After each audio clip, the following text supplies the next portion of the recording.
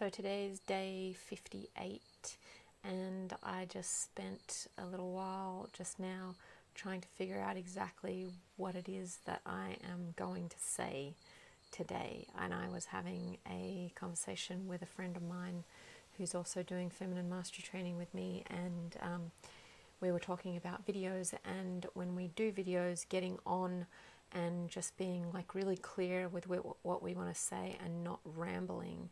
And so it's something that I really want to get good at, because I do tend to kind of ramble on. And I also wish to be in my feminine intuition, and I also wish to be able to speak clearly from my heart and what is exactly up for me in that moment. However, sometimes I can be too much in the feminine, so I just let the flow be the flow, and I can get completely sidetracked and just ramble on. So there's this fine balance between being in the masculine and the feminine at the same time, so that there's a balance. So the feminine is very much allowing life to just flow through us and going with the flow and allowing that open-hearted kind of expression to happen, whereas the masculine is more about bringing direction and focus.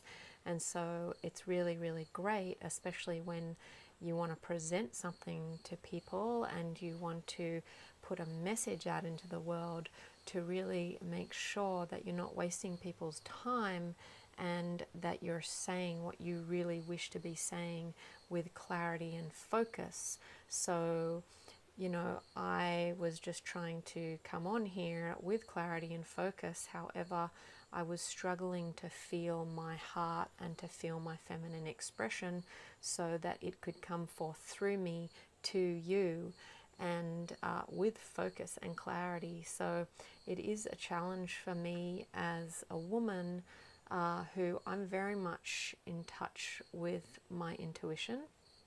I'm very much in touch with my intuitive voice and my heart voice.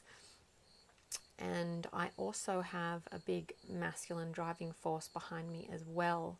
However, I do tend to get kind of wrapped up in the feminine way of flow and get distracted by it and forget about the masculine focus. So this is one way that the feminine can really be supported by the masculine energies. So when we have something that's really in our heart, that's really potent for us to express as a woman, and we really want to be heard, if we can tap into our masculine flow and find that direction and that focus to get that out into the world, then our feminine voice can actually come out into the world supported by the masculine. And that really kind of follows through and flows into other aspects of our life as well. Like now I'm in the Byron Bay area, and there's a lot of feminine energy here. There's a lot of energy, and it's really kind of high up in the air, and there's not all that much grounded energy. It's an old First Nation women's area, so there's not that grounded energy of the masculine to move things forward. So a lot of people who hold workshops and classes and trainings and things like that here can get really frustrated because there's not much commitment. People don't show up. It's very airy-fairy and fluffy, and it can be really frustrating as a facilitator because people don't want to commit and ground in and focus and take action and move forward. It's all very much like, when I'm feeling like it, when the flow is right, blah, blah, blah, which is all very well. But if you really want to move forward in life and really bring that feminine resonance and energy and juiciness into life, then you have to have the balance of the masculine to support you, which is the focus and the drive to move forward and to take action. And it is a fine balance. So that's what I was just thinking about before I came on here, is how do I find that balance with my voice as a woman?